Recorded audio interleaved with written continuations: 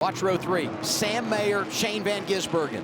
They're coming through the Echo Park Automotive Restart Zone. 5 to go at Circuit of the Americas. Nick Sanchez throws a big block on Sammy Smith there, trying to cover the inside. Sammy Smith right down the boulevard, coming up the hill. They're getting out of line to the inside. Sam Mayer going for the race lead. 4 wide. Shane van Gisbergen is there, coming through in the 9. It's going to be SVG who leads him to the S's. Austin Hill gets a really good run on the exit of turn 2. Is going to be in the right place in turn 3. What about SVG, though? He laid back just a little bit. Did the exact same thing we saw earlier in the race. Sam Mayer was in perfect position, but just completely overcooked turn 1. Went way too far out wide. Connor Zilic was outside the top 10. He's up to 8th and gaining ground. A couple of young drivers from Toyota racing for position. Cruz and Sawalich. Just behind them is Nick Sanchez was leading there as we came to the restart, back in 11th outside the top 10 in just half a lap. Raja Caruth hanging around trying to get another top 10. Been a great day for the 91 of Carson Quapple. He's right there as well. Yeah, Carson's found himself in a good position right here. Has had a great day. 5 laps to go to get a great finish. See if he can get a couple of more positions right here. This way gets tight here, the tires squealing. Everyone's pushing right now as hard as they can when you're bunched up like this. Oh, contact! Watch Shane van Gisbergen right here. Does that huge crossover. You see he gets his car slowed up. Mayer gets in a little deep. Shane gets turned, pointed on the throttle. Goodbye. Sam had the rears locked up for about a quarter of the braking zone there as they went Quarter of a mile. Yeah, he was trying. You could see the car got a little sideways. He was trying to stop, and he just, to no avail, could get that thing slowed down, and Shane slipped right on by. How about with 4 to go? Shane van Gisbergen just ran the fastest lap of the race. On board Connor Zilic, who's 7th now. What about the guy two cars in front, Corey Day? Really no road racing background at all, and we see Harrison, hang on! Don't get hit. That is incredible. Wow. Harrison Burton going for a slide. Ryan Ellis bouncing around. I think that's who Jeremy Clements got into, the left rear there, Ryan Ellis, as they went. Mayer is there. Quapple, all these drivers racing up front, and Raja Caruth. That's 6A. It's heartbreaking for those guys.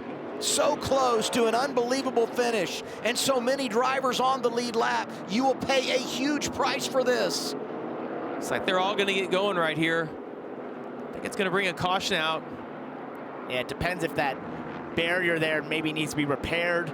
Oh, I think Mayer just overshot that corner. We'll take a look at that and see exactly what happened. Corey Day continues the climb. Wow, what a and he's day. bringing Connor Zilic with him.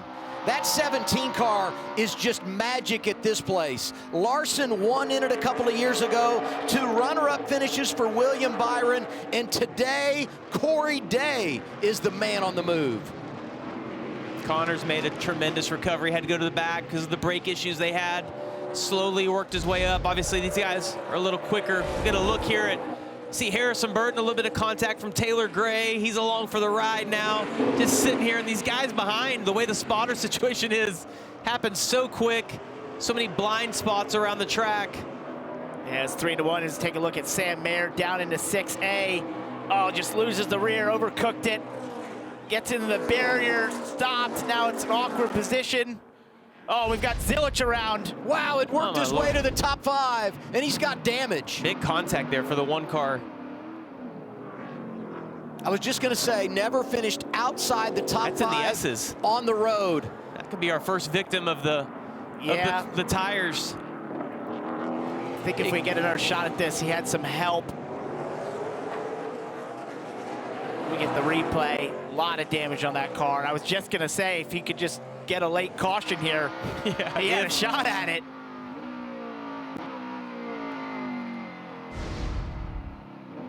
Here's the replay. So out of 2, heading towards 3. Corey Day gets a little sideways and just hits him in the left rear. That's twice Corey's misjudged that. Yeah. In a similar section of the racetrack.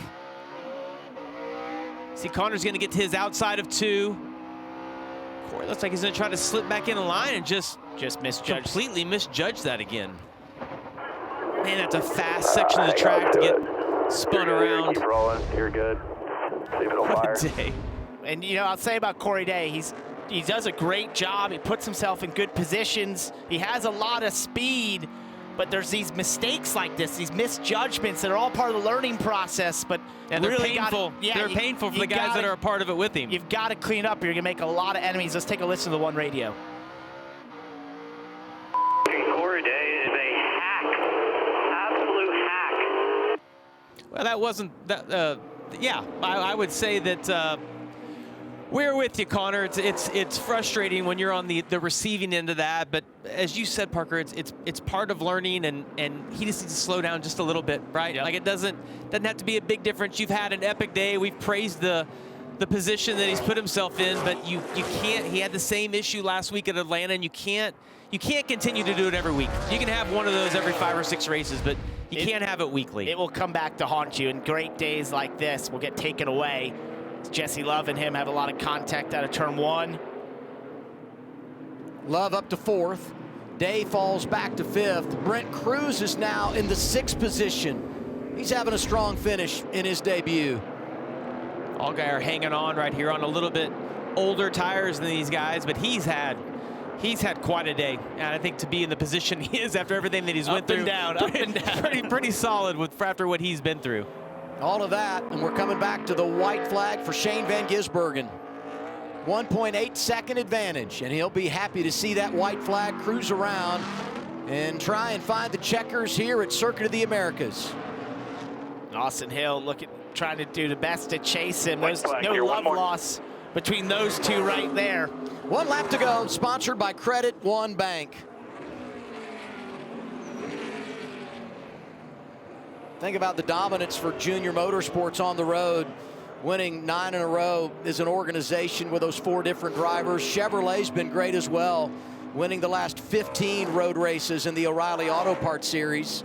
And you look at Van Gisbergen today, he's led 30 laps, started up front, but boy, he's had a lot to deal with, and so many times he looked vulnerable. A track that over the years has not been as good to him as some of the others. And I think when you look at this tomorrow morning, well, he led 30 laps, had a great day, typical Shane van Gisbergen day, but it wasn't. He looked very vulnerable at certain points in this race, got shuffled back, but they made all the right decisions. He did some awesome passes with no contact, shows the talent that he has. Showed his expertise, his experience level in some of those moves and in those restarts, how calm he was. Look how clean that race car is compared to everything else on this racetrack. He passed a lot of cars today. He did. It's not like he wasn't put back in the field and had to navigate through them, but just once again shows how good he is at this form of racing. He's going for his 6th consecutive win in a Cup car tomorrow on a road course. That would match Jeff Gordon for the most consecutive wins on the road at NASCAR's top level. And he's taking care of business here today. Turn 19 to turn 20. He'll make the left-hander and see that checkered flag. From Auckland, New Zealand, king of the road, Shane van Gisbergen wins it at Circuit of the Americas. Big drift off the final corner. That's classic SVG stuff. If you grew up watching them in supercars, he used to do that often. So. And now it's time for the victory celebration, brought to you by KFC.